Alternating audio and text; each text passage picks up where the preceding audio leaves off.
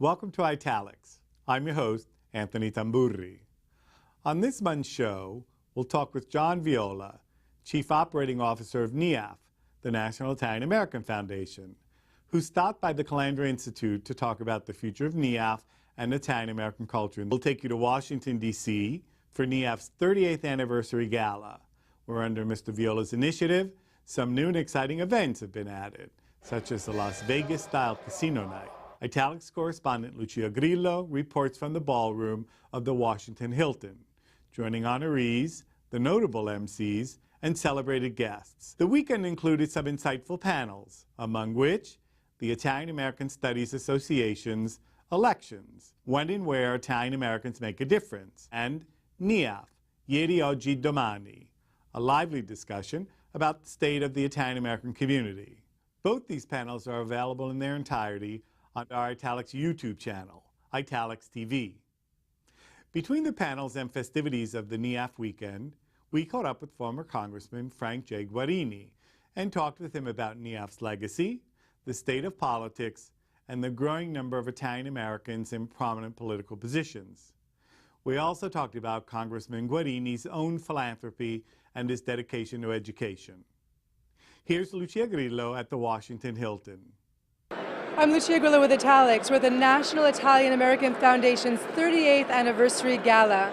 We'll take you through some of the weekend's highlights, including Come Fly With Me, Las Vegas-style casino night. We'll talk with MCs Maria Bartiromo and Joe Piscopo, as well as honorees George Randazzo, founder of the National Italian American Sports Hall of Fame in Chicago, and award-winning actor-director Paul Sorvino, as well as some distinguished attendees such as 12-time MLB All-Star Mike Piazza and other distinguished guests.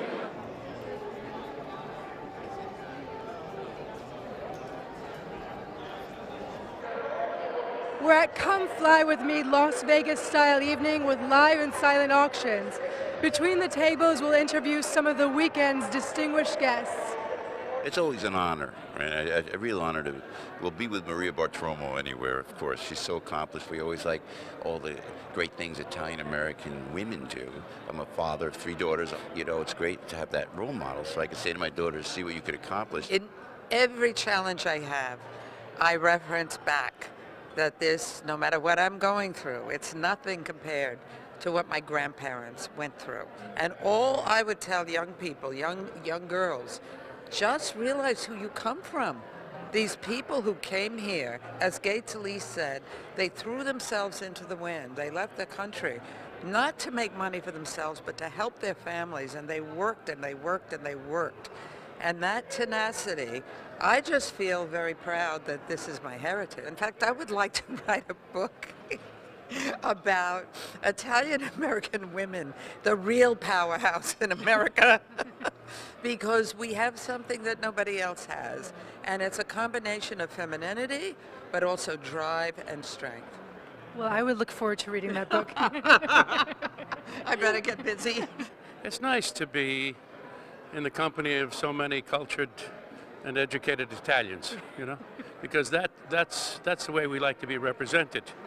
And the best of our culture is the best of culture. And I grew up listening to my father playing and listening to the Italian songs, and my Aunt Mary would always have the Italian station on. You know, and now, Giovanni Zummo, you know, Vicino Mare. This is right out of when I was a little kid. Do you have a favorite quality of Italianness or Italian-Americanness? I think our heart. We're doing it different tonight. We've made a very concentrated effort to move the foundation in a more youthful and enjoyable direction. You know, there's only so much you could do that's heavy and pensive. This is about having fun. What makes you keep coming back? Well, I mean, I'm a huge supporter of NIAF, and I love what they do, and I think it's so important to remember and cherish our Italian heritage. I think it's authentically American to do that, and to celebrate the accomplishments of Italian Americans of Italian descent, and to continue to reach back to Italy and build bridges for commerce, and and improve any way we can to develop our culture and remember our culture. So I think it's something that's very, very close to my heart. Now, I think amongst like the people here, you might be a little unconventional in that you like a certain type of music that I don't think we'll ever hear here.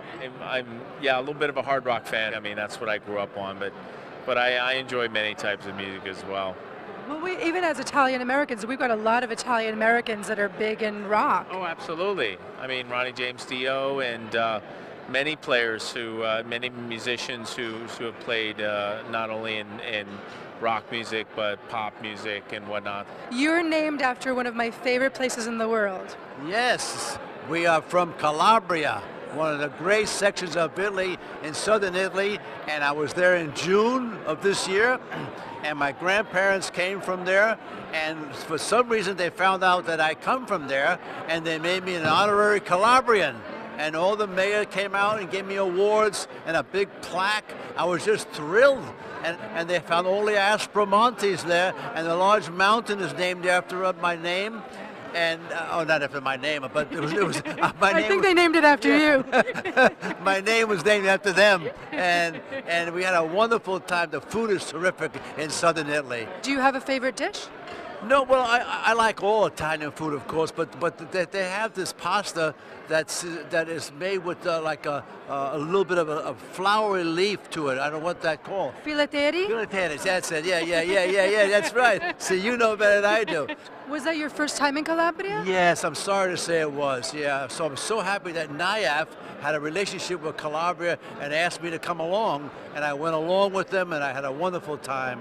And looking forward to the excitement of the live auction. Do you have one thing in particular that you're hoping to win the bid for? Maybe one of the Vespas. September of 1977, I brought 23 world champions together for the largest assembly of world champions in one room, and about 3,000 people showed up. In 1978, I contacted Joe DiMaggio and said, Joe, if you accept this honor, we'll then develop the National Italian American Sports Hall of Fame. And 36 years later, there's over 280 athletes in the Hall of Fame. And over a period of years, we raised millions of dollars in scholarships, and now our programs are to help the physically challenged athletes. So we're tied into the Paralympics.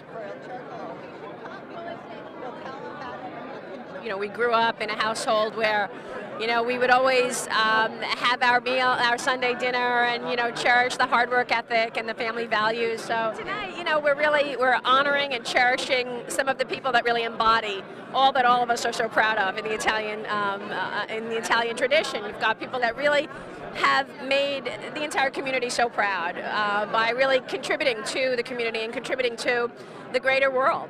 And so that's why I think I look forward to this night all year because of that. It's like a family party. It is. Joe Piscopo and I do a lot together. We anchor the Columbus Parade every year, so I know him very well, and I think we have a great rapport. So I think it will be a great night. Really looking forward to it. NIAF is dedicated to strengthening the ties between Italy and America. And this year has been particularly active on that front, as 2013 was declared the Year of Italian Culture in the United States.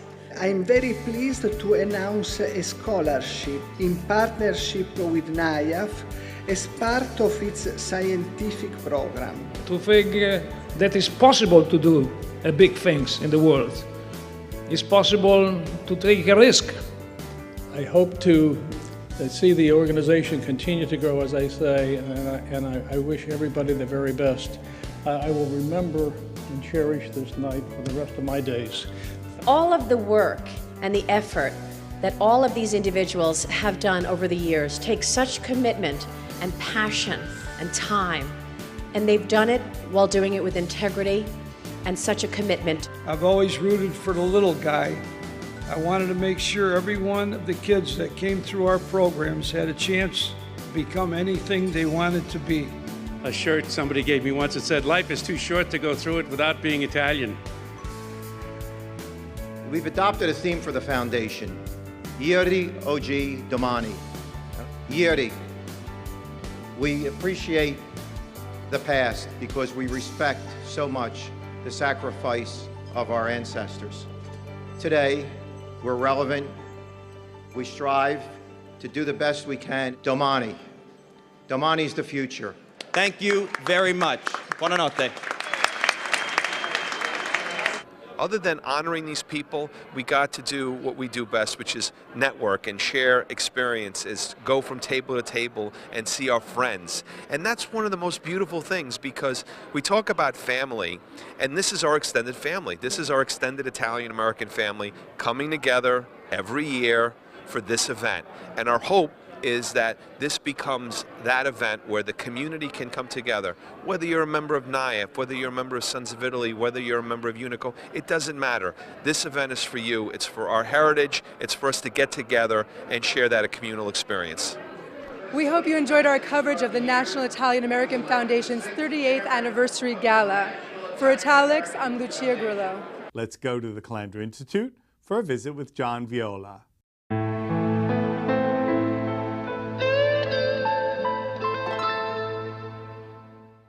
John Viola is President and COO of the National Italian American Foundation. Welcome to Italics. Thank you for having me. There has been talk about the new NIAF. We're trying very hard to build a place that we hope is accessible and familiar to people, that can deliver for our community and is responsible to our community. So we've worked very hard at changing not only our programs and practices, but our events, what they feel like, how people can access their culture with us.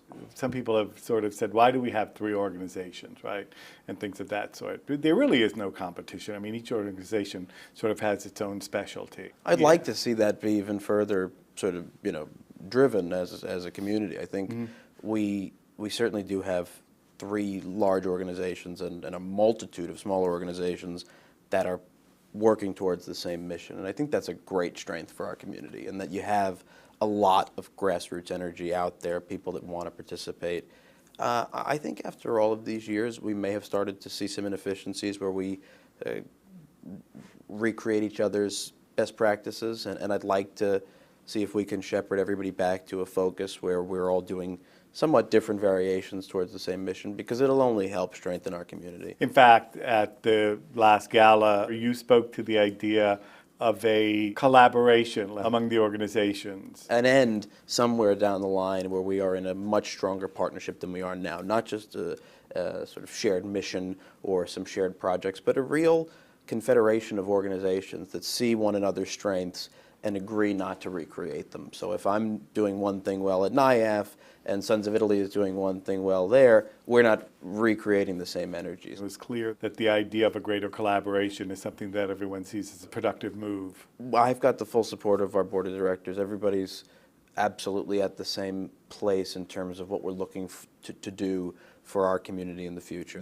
We're going to be in this together, or we're not going to be in it at all, because there's absolutely no way that our institutions, our community institutions, survive a few generations into the future without a real partnership. As far as a collaboration with the academic community, you're really on board with that, because first of all, this past gala, you guys sponsored a symposium on Italian American politics and culture in general, and then later on when you did your second edition of NIAF Ieri, Oggi and Domani, you invited people from the American Italian Studies Association to be on that panel. And in 2015, there are two things happening, right?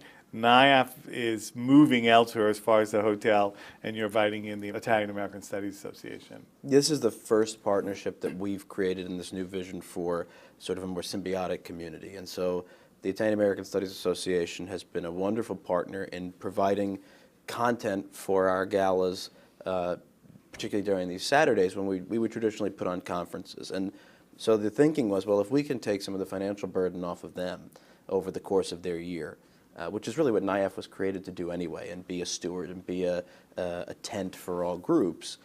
In partnership, we could also up the academic value of our content and what we would aim for, which is where we'll get in 2015, when we open this really new structure to our gala with considerably more space, more akin to a community convention and gala.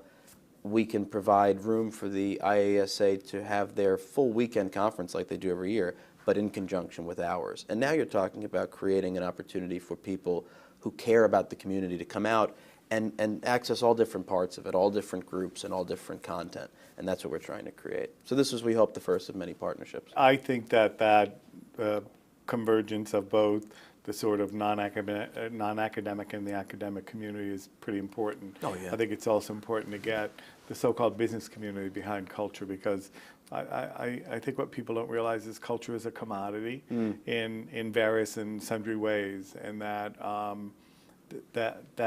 coming together of those two communities can be much more fruitful than some people think. And I think it also sort of solves the problem that we sense in our community a lot of times, which is we have a great divergence of resources. So when you bring the business community to our event, obviously, on the whole, they're there because they are accessing their culture. There's an emotional reason to be there. This is not just business.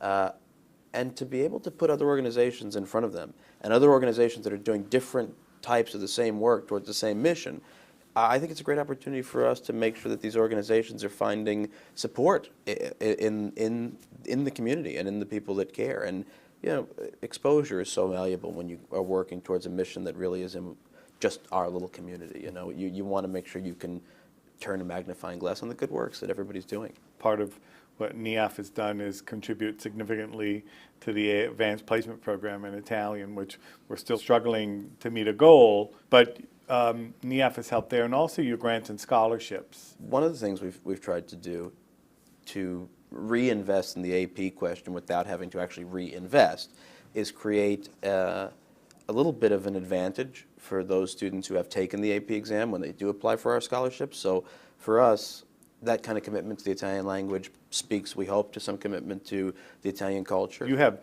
two major funds. We have multiple different granting funds that we give. We have somewhere near 40 bids, good. and we'll be granting in December.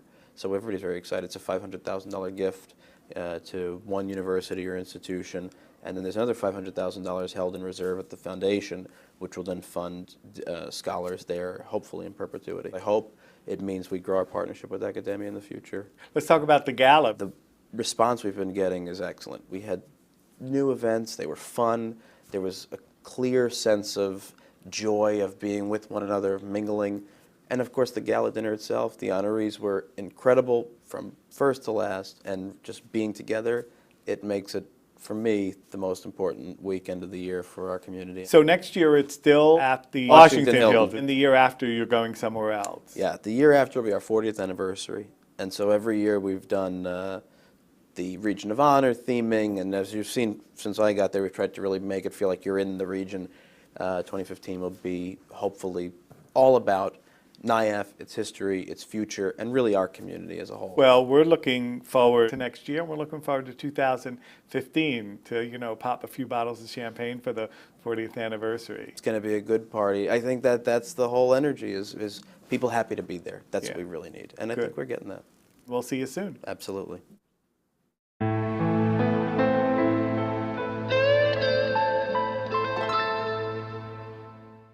Welcome former Member of Congress and NIAF Chairman Emeritus, the Honorable Frank Guarini. Another year, another celebration. My first year I entered into Congress in 1978, and then I think it only had 2 or 3 meetings before that, because the Italian-American leaders in both houses of Congress had gotten together, decided to have a big dinner in celebration of the occasion of Christopher Columbus. And so many people turned out to that huge dinner that it grew into what is now the National Italian-American Foundation. Almost every year we had the President of the United States, and sometimes the candidate who was running and the President on the day at the same time with their wives. So it was really a very high visibility event. You have been extremely generous in your philanthropy towards Italian-American culture in general, but specifically public policy and things of that sort. You have sponsored programs here at the NIAF weekend over the years. on public policy forums on public policy. And on Capitol Hill as well. And on Capitol Hill as well. Also in New York, there have been forums in New York that the Frank Guarini Forum on Public Policy. And you've also crossed the ocean, which is wonderful. You are involved with John Cabot University. Oh, it's a lovely little college in Trastevere, the old part of Rome.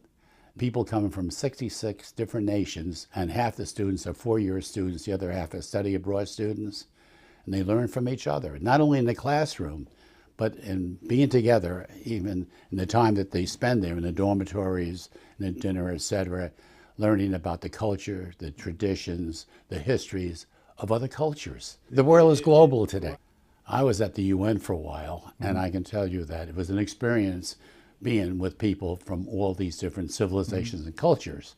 But when you're young and you're exposed to it, John Cabot University really has given a remarkable service to our young people. You funded the Frank Guarini Institute for Public Policy. Yeah, right, but it was Max Rabb, the ambassador from the United States to Rome, that got me involved, because he was involved and Peter Secchia was involved also. They both served on a board at the same time with me. So we really had some very, very leading people, as we do today. It's an outstanding board, and everyone is given to the excitement of being in Rome and being able to do so much for education for students from every corner of the earth. And you're now chairman of the board, Just correct? recently. Yes, Yeah. chairman of the board of directors of But I've been on the board for many years. the Italian American vote. The Italians are very independent and fiercely independent, and as a result, 1/3 stick with the Democratic Party, and 1/3 stick with the Republican Party, and 1/3 don't want to have anything to do with any of the parties. They're totally independent, and in a primary, you don't nominate a candidate effectively, so that it really has militated against us in the system we have of government in our Constitution. Yeah, but we so still survive very, very well. Really? We still have very good representation. We still have some very good men, past and present. We had an Italian American who was Speaker of the House. Yeah, Nancy Pelosi. Three We're beats very away proud of from her. 3 beats away from the president. That's right. Three She's heartbeats. third in line. I think don't know. everybody is proud of their heritage, regardless of where they come from, because that's their roots. And you can't help but have some feeling for where your grandparents and your forefathers came from. And of course, that's what America is all about. We really come from every part, every country in the world, and we really have a great respect for our traditions and our ancestry. But that shouldn't be the only reason why people should vote.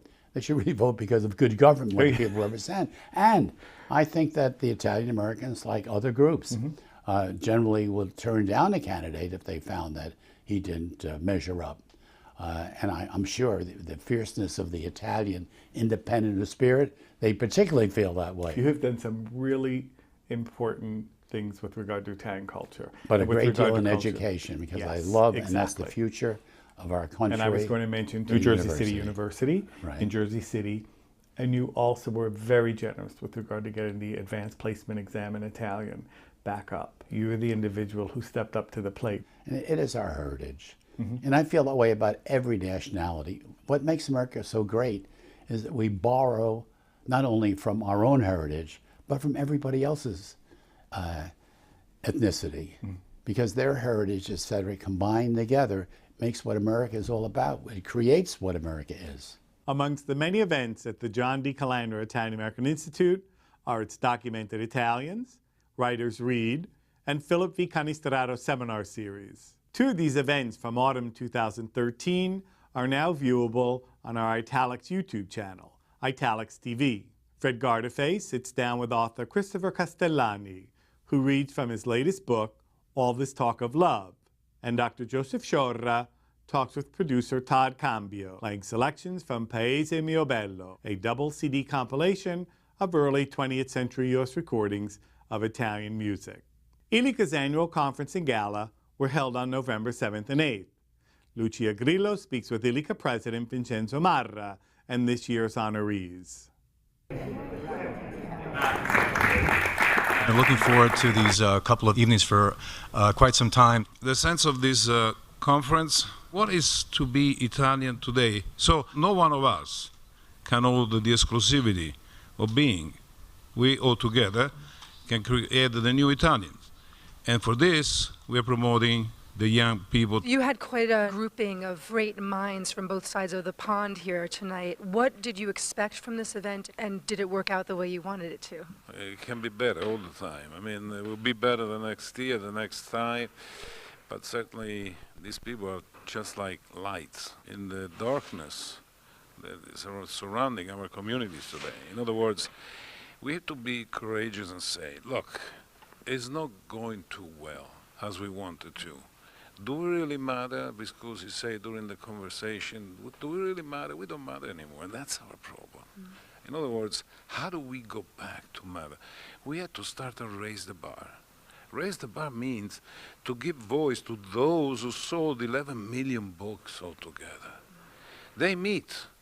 We listen to them, because at the end of the day, the crisis became cultural, but it started out economical. ILICA is a very impressive organization that has a very important mission that is helping us understand better what it means to be an Italian American, what true Italian identity is. I think there's a message here for all Italian Americans that we need to do more. È davvero un grande onore essere qui e ricevere questo premio e sono felicissima. Riceverlo nell'anno della cultura italiana negli Stati Uniti è bellissimo, proprio anche perché ho dedicato gran parte della mia vita alla diffusione della lingua italiana nel mondo e della cultura italiana nel mondo, quindi è davvero una grande gioia. With ILICA since the beginning. You know Vincenzo Marwa, almost 40 years. When I saw ILICA, well, I was expecting something like this. And finally, I said to Vincenzo, you have done a tremendous job. I will be with you all through.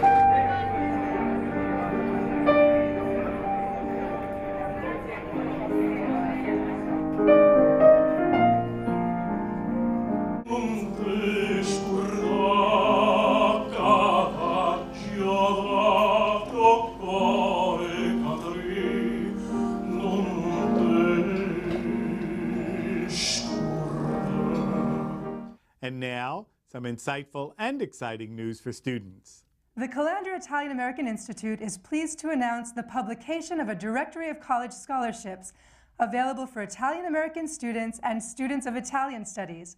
For further details, go to qcpages.qc.cuny.edu/Calandra and click on the Education tab. For high school students in New York City and the boroughs, submit your poetry for publication in the 10th annual anniversary edition of Il Giornalino, the Italian journal, and the chance to read your entry on an episode of Italics. For more information, contact joseph.grosso@qc.cuny.edu. Thank you for joining us for this episode of Italics. Tune in to our next episode of Italics, airing December 25th.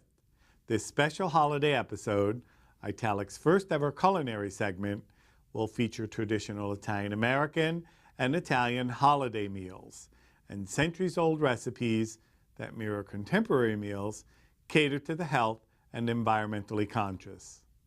Lucia Grillo brings us into the kitchen with food historian Francine Sagan, Chef Jay Astafa, and others. Watch previous editions of Italics online at cuny.tv/show/Italics. We'll leave you with some music from Lisa and Lori Brigantino from their recent gig in New York City's East Village. I'm Anthony Tamburri. Arrivederci alla prossima puntata. I'll stand here by the doorway, watching as you go.